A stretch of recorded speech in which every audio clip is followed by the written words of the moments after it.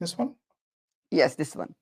So, my dear viewers, in one sense, it is the continuation of the same topic in which we are. And by the way, and some people may be thinking that how this topic is related with today's stream. I want to explain that because we have today we want to compare two things: obedience of Mirza Ghulam to the British colonizers, and we will compare this one, that how obedient, how loyal he was with Quran and Sunnah. Okay, now inshallah, before Adnan Bhai comes, I want to present something on this side. So when Adnan Bhai joins, then we can see that where he was more loyal and obedient, to Quran and Sunnah or to the British colonizers. Okay, now look at this one.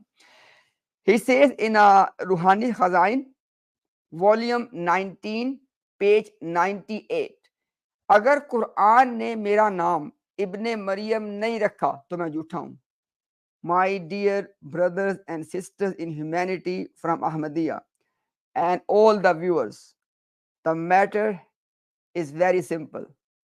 If there is any place in the Quran in which Quran has named Mirza Ghulam Ahmad as Isa ibn Maryam, he's a truthful. And if there's no such place, he said that I am a liar. And guess what? Alhamdulillah, Alhamdulillah, we have millions of Hufaz, and everyone who has read the Quran will testify, regardless of you are Ahmadi or you are a Muslim, you will testify to this thing, that there is not a single verse in the Quran which names Mirza Ghulam Ahmad as Isa ibn Maryam. And what he said, if Quran has not named me Isa ibn Maryam, I'm a liar. So unfortunately or fortunately, we have no option but to say Mirza Ghulam was a liar, because Quran has not named him Isa ibn Maryam. Okay, second example. He says in Ruhani Khazain, volume 20, page 208, he says, नबियों का इस पर इत्तेफाक था कि मसीह मऊद 7वें हजार के sir पे जाहिर होगा. He says it was the consensus, ijma. Please note this word ijma. It was consensus of all the prophets that Messiah will come at the start of 7th millennium, right? It's a lie. It is a lie. Okay, and now you can maybe, if you remember what I said in my first video on my channel. I said that, oh Ahmadiyya clergy, tell us how you establish ijma on anything. I give you simple example. We have books from the earliest scholars, and they have mentioned ijma on the topic that Isa alayhi salam is alive in heaven and he will descend. And then the Ahmadiyya clergy, they present one or two or three names and they claim there's no ijma. And look at them. Mirza is saying that it is the ijma of who? Of all the prophets. Ahmadiyya clergy, the platform is ready. Now you will come. First you will tell us that what is your principle to establish ijma, and then we'll give you ample time today to tell us and to bring the references that it is ijma. Remember, you need to establish the ijma on what? That Messiah will come in the beginning of 7th millennium. Okay, we'll see today that how you bring the reference for the ijma of all the prophets on this topic. So Ashim bhai, next page please. Now this reference we have presented in the past as well, but because it is related to today's topic. Okay, इसे हदीसों में साफ तौर पे बतलाया गया है कि मसीह मौत की तकफीर होगी, उलमाए वक्त इसको काफिर ठहराएंगे और कहेंगे कि ये कैसा मसीह है, इसने तो तमाम दीन की बेखुनी कर दी. रूहानी Khazain chapter 17, volume 17, page 213. It is in the footnote. And then one more reference on the same topic. It is Ruhani Khazain, volume 17 and page 404. लेकिन जरूर था कि कुरान और हदीस की वो पेशनगोइयां पूरी होती जिसमें लिखा था, कुरान और हदीस की पेशनगोइयां पूरी जिसमें लिखा था कि मसीह मऊद जब जाहिर होगा तो इस्लामी उलमा क्या तो दुख उठाएगा, वो उसको काफिर करार देंगे, इसके कत्ल के फतवे जारी करेंगे, इसकी तौहीन सख्त की जाएगी, इसको दार इस्लाम से खारिज और दीन के तबाह करने वाला ख्याल किया जाएगा. Now, when the Ahmadiyya clergy comes to respond this one, what they need to tell us? They need to produce the reference from Quran and from the authentic ahadith. Regarding what? Number one, that the Islamic scholarship, they will mentally torture, aziyat denge, they will mentally torture the Isa ibn Maryam, because we are waiting for who? For Isa ibn Maryam. So you have to tell us the hadith and the Quranic ayah which says that Islamic scholarship will mentally torture Isa alayhi salam. Number two, they will declare him a disbeliever and apostate. Show us the hadith and Quranic ayah. And number three, they will say that the Messiah, Isa ibn Maryam, is destroying the religion. You need to show us. And lastly, they have to be giving a fatwa, official verdict to kill Isa ibn Maryam. Okay, inshallah, you need to produce this one. So Ashim bhai, next page please. Okay, it says that ऐसा ही अहादीस सहिया में आया था, which अहादीस authentic अहादीस सहिया कि मसीह मऊद सदी के सर पे आएगा और वो 14वीं सदी का मुजद्दिद होगा. He says that it is in the authentic ahadith that the promised Messiah for us, Isa ibn Maryam, he will come at the beginning of 14th century and he will be the reviver, a mujaddid of the 14th century. This one is Ruhani Khazain, volume 21, page 359. So now we have presented another case, and this was not just contradiction, this was the case on clearly Mirza Ghulam Ahmad clearly lying on Quran and Sunnah. The only way Ahmadiyya clergy can prove it otherwise if they bring us the ahadith and the Quranic ayat in which they can prove these claims. So Hashim bhai, inshallah, one more case is there against Mirza Ghulam Ahmad. No, that's the last page. Yeah, alhamdulillah. In this particular case, this was the last page. No, that was the last slide actually. Yes. Yeah, is there something else you want to present, or did you say? Alhamdulillah, we have now the very strong case, Hashim bhai, that on his financial corruption. Do you want to continue, or somebody wants to come and respond? No, I don't think they are brave enough to come on today, so you can continue, inshallah. Okay, sorry, Hashim if bhai, there are any Muslims joining in the back studio, please leave now until we call you later. Thank you. Hashim bhai, then let me send to you this file, inshallah, and then you can, inshallah, bring that on the screen. Just give me 30 seconds. It's coming to you, inshallah. That's fine, yeah. So those people who haven't subscribed to Ustad Imtiaz's channel, please do so. The channel name is Dialogue with Imtiaz. It'll be good for him to get at least 1,000 subscribers, so he can, put things as notification on his community page and so on. Yeah. Hashim bhai, I send you the file, inshallah, so we can present. Inshallah, alhamdulillah, we have many cases against Mirza today. Inshallah, we'll go one by one. Inshallah. Yeah, I got pages here. Just give me a few seconds. No problem at all, Hashim bhai. Yeah. Please take your time. There's a person called Jabran waiting in the back studio. Brother, we are not inviting the Muslims yet. Please join later. Appreciate your enthusiasm. It's only the Ahmadis we're inviting now.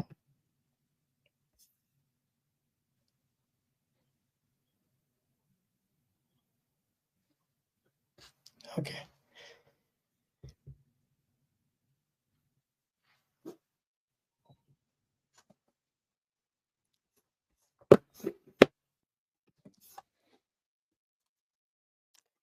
Will you be needing those 2 slides that you sent earlier?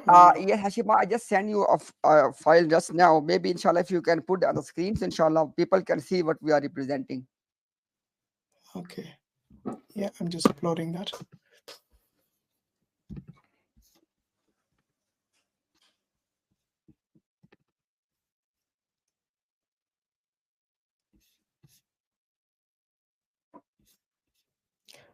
Yeah, so any Muslims who are joining in the back studio, please leave now and come back when we invite you. Right now, we are only taking the Ahmadis. So if you're a Muslim, come back later, inshallah.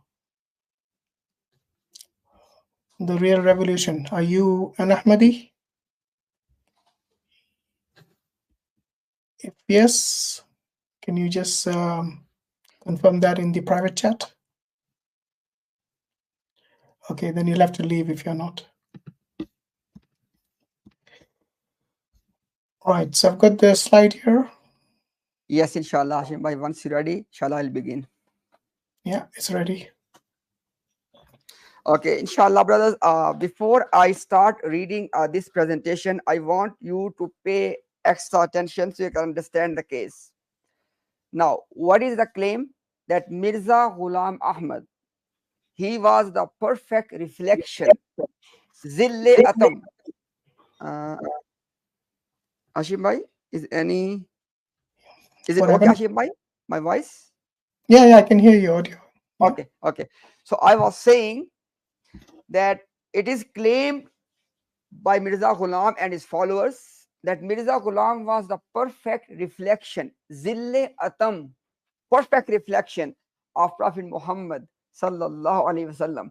And every single Muslim, no matter how less knowledge he or she may have, they know that there were two titles of our Nabi Muhammad sallallahu alaihi wasallam. Number one, As-Sadiq, and number two, Al-Amin, the truthful one and the trustworthy one. With regard to the truthfulness, I have presented you the case already, that this was the level of lying of Mirza Ghulam, not just simple lying on Quran and Sunnah. And I have not presented so far, and I will inshallah very soon, where he has lied on the Islamic scholars as well. He was an academically dishonest person. I have to say, I have no other option because I have very strong evidence, and what I'm saying is based on the evidence, okay, not based on any biases. And inshallah, I'll present my case on that one very soon. Now, with regard to him being truthful, nobody can say that. After we presented that case, nobody can say that. Now, what is very second quality? Al-Amin, to be trustworthy. If Mirza Ghulam Ahmad was a perfect reflection of Nabi Muhammad sallallahu alaihi wasallam, he must possess these two qualities. So truthfulness is definitely not there. Now I'll present to you, he was a financially dishonest person as well. Now look at this one. It's basically, as you can see, We the got first one. we have a Ahmadi in the back studio if you want to take them on. Hashim, maybe we can do this, inshallah, then we can take him maybe in 5 minutes. After 5 minutes? Okay, go ahead. Yeah, inshallah. Yeah. So basically, dear viewers, this one is a Maktubat Ahmad. It is a collection or compilation of the letters of Mirza Ghulam, which he was writing to different people. And this is second volume of his compilation of letters, and page number is 41 and letter number is 26. He is writing this letter to who? To the first caliph, Hakim Nuruddin. And he says to him, आज निसफ कतआ note 500 रुपया पहुंच गया, चूंकि मौसम बरसात है, अगर बराहे मेहरबानी दूसरा टुकड़ा रजिस्ट्री शुदा खत में इरसाल फरमा दें तो इंशाल्लाह किसी कदर एहतियात से पहुंच जावे. And this letter was written on the 11th of July 1887. Okay, what he said? He said to Hakim Nuruddin, the first caliph, he said that today I have received half piece. The half piece of what? Of a 500 rupee note. And then he said to him, it is the season, it's the rainy season. Please send the other half as quick as you can. So basically, if it's raining and the letter comes, it will become wet, and the half part of the 500 rupee note, it may be ruined or it may be destroyed. So what he's saying is, and what you need to understand is, Mirza Ghulam Ahmad, he had a habit. And the habit was, he was sending, he was receiving money from the people, not through the proper channel. When you go to a post office, you pay some charges and you can send your money. It used to be the case, it is still the case. He wanted to save that money which you need to pay in order to send the remittances, right? So what he was doing is, he was asking Hakim Nuruddin that rip the whole note into half, send one half in one letter, and then after some time send the other half. In this way he can avoid those remittance charges which he has to pay otherwise. I want you to ask your conscience, okay, is it financial corruption or not? If somebody in today's Britain, okay, if you are caught doing this, would you not be penalized for this one? Think about this. And somebody might say, oh, he just did this once. For this reason, I have collected multiple references. This was letter number 26. Look, letter number 27. He says that आज निस्फ कतआ note 500 रुपया बजरिया registry शुदा पहुंच गया. This was on the 26th of July when he received the other half. Okay. And now, I have my next page, please. Letter number 30, which was in October 1887. Okay, he says that Bakiya निस्फ कतआ note 240 रुपए भी पहुंच गए थे. This time 240 rupees were sent by Hakim Nuruddin, the first caliph, to Mirza Ghulam. He said that today I have received the rest of the part of 240 rupees. Okay, and then same maktubat, letters compilation, letter number 31. In this one he is saying that आज निसफ कितात note 240 रुपए आ मखदूम पहुंच गए. So this was letter number 30, then 31. What I'm trying to say is, it was not a one-off event. This was the way Mirza Ghulam was receiving money from the people, and in these cases from Hakim Nuruddin. What was his way? Ripping the notes into half and receiving them in two transactions. Why? To avoid the money, the remittance charges which he has to pay otherwise. So I want you to decide, is it financial corruption or not? All right. Shall we bring the guest in now? Hashim bhai, I will need 5 minutes because I need to pray because time is short. Okay, yeah, go pray and come back. Inshallah, you can engage, inshallah, with them. Inshallah, I'll come back in 5 minutes. Okay, inshallah. See you soon. Jazakallah khair. Pray for us.